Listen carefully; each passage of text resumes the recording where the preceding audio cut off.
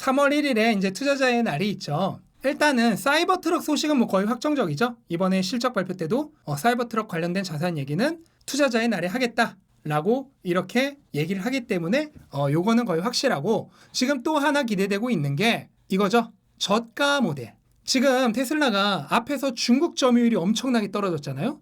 중국 점유율이 2년 동안 거의 4분의 1 토막이 났어요. 근데 그 가장 큰 이유가 뭐냐면 지금 평균적인 전기차의 가격이 중국이 어마어마하게 쌉니다. 지금 여기 뭐 6만 달러, 6만 5천 달러 그러는데 3만 달러예요. 그러니까 반토막이라고, 반토막. 이렇게 중국이 평균적인 전기차의 가격이 싼 저가 경쟁 시장이 되었기 때문에 이런 3천만 원대 딱 요거죠. 그거의 저가 모델이 나오지 않으면 중국에서의 점유율을 되찾을 수 없어요. 그 다음에 중국이 끝이 아니죠. 앞으로는 어디 먹어야 돼? 앞으로는 인도 먹어야 되죠. 인도네시아 먹어야 되죠. 동남아 먹어야 되죠. 이런 나라들 먹으려면 거기는 중국보다 더 싸요. 거기는 3만 달러도 안 돼요. 이것도 안 돼요. 거기는 더 싸야 돼. 그렇게 하려면 어쨌든 저가 모델이 무조건 나와야 된다. 그리고 얘 나오는 순간 점유율이 엄청나게 올라갈 거다. 그걸 생각한다면 요 3월 1일 날 이 저가 모델에 대한 그 개발 얘기가 좀 나와주면은 굉장히 좋을 것이다 라고 생각을 하는 거고, 뭐 그 외에 FSD라든지 메가팩, 그 다음에 4680 배터리, 그 다음에 테슬라 봇, 이런 것들 많은 얘기들 좀 뭐 나와주면 어쨌든 좋은 거죠. 그래서 그런 게 이제 나와주면 좋은 거고, 그래도 역시나 핵심은 저가 모델이다. 그리고 지금 우리가 간과하면 안 되는 게 테슬라의 미래의 핵심 수입원 중 하나는 뭐죠? 자율주행이죠. 근데 자율주행은 소프트웨어잖아. 걔는 저가 모델을 사나 중가 모델을 사나 고가 모델을 사나 FSD 가격은 자율주행 소프트웨어 가격은 똑같아요. 저가 모델 산다고 해서 FSD 할인해 주는 거 아니죠. 그러니까 저가 모델을 통해서 차를 많이 팔 다음에 앞에 소니랑 똑같은 거야. 게임기를 싸게 팔고 소프트웨어로 남겨먹는 거예요. 그거랑 마찬가지로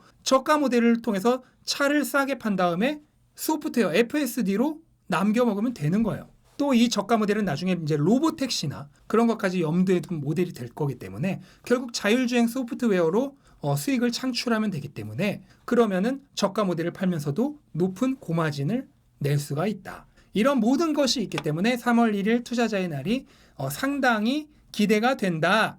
그래서 이런 많은 기대감 흐름이 있기 때문에 저는 향후 테슬라의 주가를 강세 흐름을 예상을 합니다. 그래서 지금 현재 가격은 딱 요거죠. 200달러 저항선에서 막힌 겁니다. 그리고 이번에 지금 나스닥이 조정 분위기로 간다면은 당연히 요 200달러 저항선에서 조금 저항을 받을 가능성이 있지 않을까 생각을 하는데, 뭐 결국은 뚫을 거예요. 결국은 뚫을 거고, 뚫으면은 뭐 그 다음에는 여기가 이제 230달러, 여기가 이제 매물대가 좀 있는 데죠. 그럼 여기서 또 뭐 한 번 정도 조정을 받겠죠. 그럼 거기서 또 한 번 쉬었다가 다시 200달러 밟고 또 올라가는 거고, 이렇게 상승 조정, 상승 조정, 상승 조정하면서 한 단계 한 단계씩 건전한 조정을 마치고 다시 상승하는 흐름으로 가지 않을까라고 생각을 하는데, 어차피 예측이다. 어차피 단기적인 주가 흐름은 결국은 모른다. 이건 어디까지나 그냥 제 과거의 경험으로 비춰봤을 때 이런 흐름으로 가더라 하는 예측에 불과하고, 결국 중요한 거는 이게 아니죠. 이런 거를 통해서 우리가 거래를 하는 게 아니고, 결국 중요한 거는 미래 가치입니다. 본질적인 가치예요. 본질적인 가치. 제가 주식 4단계 말씀드렸죠. 미래 내재 가치 성장 가능성, 미래 가치를 판단한다. 그리고 그거를 현재 가치로 환산한다. 그리고 지금의 가격과 비교해 본다. 그래서 지금 가격이 미래 가치보다 낮다면 더 사거나 보유한다. 끝. 이걸로 끝입니다. 그래서 테슬라가 100달러 내려갔을 때는 안전 마진이 그냥 막 넘쳐 흐르던 시기였죠. 미래 가치 대비 안전 마진이 넘쳐 흐르던 시기였고, 이제 가격이 점점 올라서 뭐 300달러, 400달러 가면 이제 안전 마진이 없어지겠죠. 그러면 이제 추가적으로 매수할 필요는 없죠. 왜냐면 안전 마진이 사라지니까. 물론 기업의 미래 가치를 끊임없이 모니터링해서 리뉴얼 해나가는 거죠. 리뉴얼 해나가면서 이 미래 가치가 내려갈 수도 있고 높아질 수도 있습니다. 하지만 어쨌든 크게 변화가 없다는 전제 하에서 안전 마진이 줄어들면 그 다음에 더 이상 매수를 할 필요는 없습니다. 하지만 그렇다고 매도를 할 필요 없죠. 그러다가 점점점 미래 가치의 현재 환산 가격을 넘어가기 시작하면 그때는 어떻게 해야 돼요? 그때는 이제 팔아야 하는 때가 오는 거죠. 그런데 기업 가치란 게 고정되어 있지 않죠. 계속해서 이동하는 것이다 보니까 기업 가치가 계속 상승한다면, 예를 들어서 가격이 올라갔지만 그만큼 기업 가치가 더 올랐다면 그러면 또 안전마진이 생긴 거니까 굳이 팔 필요가 없죠. 그런 식으로 모니터링하면서 계속 보면서 미래 가치 대비 현재 가격과 비교해서 이게 낮으면 더 사는 거고 높으면 파는 겁니다. 이렇게 생각하시면 되지 하루하루의 가격 이 변동은 신경 쓸 필요가 없습니다.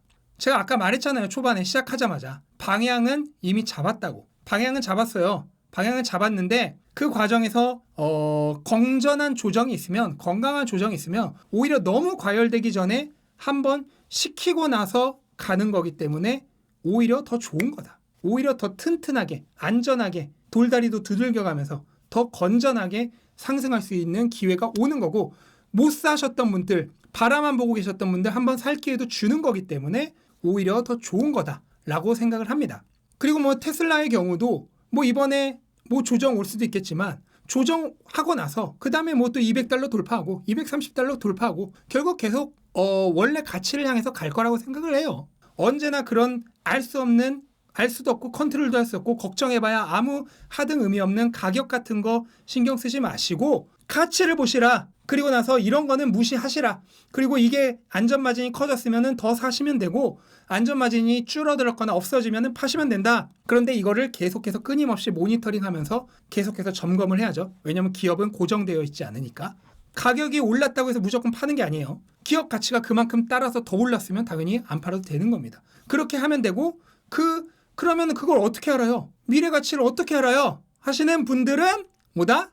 돈의 규칙을 사시면 아실 수 있다. 그리고 초판 한정으로 오는 처리형의 목표 주가 구하기를 보시면은 요거를 구하는 방법을 아실 수 있다. 근데 그거는 초판에만 오기 때문에 반드시 초판을 사셔야 된다. 라는 것을 마지막으로 말씀을 드리도록 하겠습니다.